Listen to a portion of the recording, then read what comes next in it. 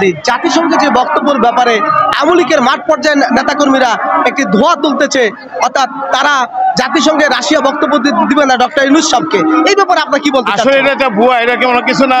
আমাদের আপনারা অপেক্ষা করুন, দেখবেন ইনশাআল্লাহ সব ঠিক। দর্শক আসসালামু আলাইকুম। দীর্ঘ 17 বছর রাজপথে আন্দোলন, অর্থাৎ যারা কখনোই বাসা বাড়িতে ঘুমাতে পারে না, কখনো ধান ক্ষেত, কখনো পাট ক্ষেত, কখনো নদীর ভিতরে তাদের কাটাতে হচ্ছে দীর্ঘ, অথবা জেলখানায়। এর মধ্যে দিয়ে অর্থাৎ 5ই আগস্ট 24 ছাত্র জনতার গণ-অভ্যুত্থানের মধ্য দিয়ে মুক্তি পেল গণতন্ত্র, পালিয়ে গেল স্বৈরাচার সরকার বাংলাদেশের সীমানা থেকে সেই ভারতে। দর্শক, আবার এখন তারা বলছে পদত্যাগপত্র জমা দেয় না। পদত্যাগপত্র না দিলে সে প্রধানমন্ত্রী এখনো আছেন। আমি জানতে চাবো সাধারণ বিএনপি নেতাকর্মীদের সাথে, প্রধানমন্ত্রী ভারত থেকে ফোন করে নেতাকর্মীদের বলছে পদত্যাগপত্র দেয় নাই, অর্থাৎ গণ-অভ্যুত্থানে পদত্যাগপত্রের প্রয়োজন আছে কিনা? ধন্যবাদ আপনাকে।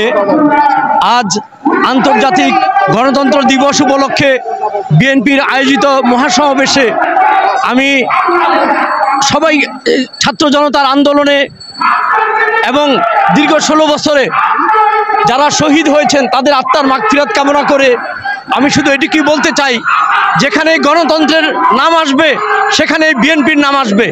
আপনারা জানেন 1975-এ বাকশাল কায়েম করে সব রাজনৈতিক দল নিষিদ্ধ করেছিল ফ্যাসিস্ট সরকার খুনি হাসিনার পিতা শেখ মুজিবুর রহমান, এবং আমাদের বিএনপির নেতা শহীদ রাষ্ট্রপতি জিয়াউর রহমান সাহেব, উনি 1975 সনে সিপাহী জনতার বিপ্লবের মাধ্যমে দেশের দায়িত্ব নেওয়ার পরে উনি বহুদলীয় গণতন্ত্র প্রতিষ্ঠা করেছিলেন। আজকে সেই গণতন্ত্রে আমরা এখানে দাঁড়িয়ে স্বাধীনতার স্বাদ নিচ্ছি এবং দেশবাসীকে বলতে চাই যে এই গণতন্ত্রের জন্য দীর্ঘ 16 বছর বিএনপির নেতা শীর্ষ নেত্রী বেগম খালেদা জিয়া সহ একটা তৃণমূল পর্যায়ের নেতা পর্যন্ত, কর্মী পর্যন্ত গুম খুন জেলের শিকার হয়েছে। তাই আমরা বলতে চাই আমাদের এই ভোটাধিকারের আন্দোলন এখনো চলমান আছে, যেই জন্য আমাদের এত শহীদ হয়েছে। আমরা বলতে চাই যে শেখ হাসিনাকে যে চট করে বাংলাদেশে ঢুকে দেওয়ার পায়তারা করতেছেন, আপনাকে মাথায় রাখতে হবে, চট করে ঢুকে যাবেন ঠিকই, আপনাকে সহস্রাধিক খুনের, প্রতিটি খুনের আলাদা আলাদা মামলার কাঠগড়ায় দাঁড়াতে হবে আপনাকে।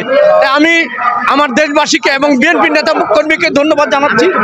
আপনাকে চট করে ঢুকে যাবে, আবার বলছে সে পদত্যাগপত্র সাইন করে নাই, ঠিক আছে, কিন্তু গণ-অভ্যুত্থান কোন জনগণ সংবিধান মেনে কি হয়? দেখেন, আমি একটা কথা বলি, এখন আমরা যে এই শেখ হাসিনা যে পালায় গেছে, দেশের যে নতুন অন্তর্বর্তী সরকার হয়েছে, এটা কি সংবিধানে ছিল? এটা তো সংবিধানে নাই।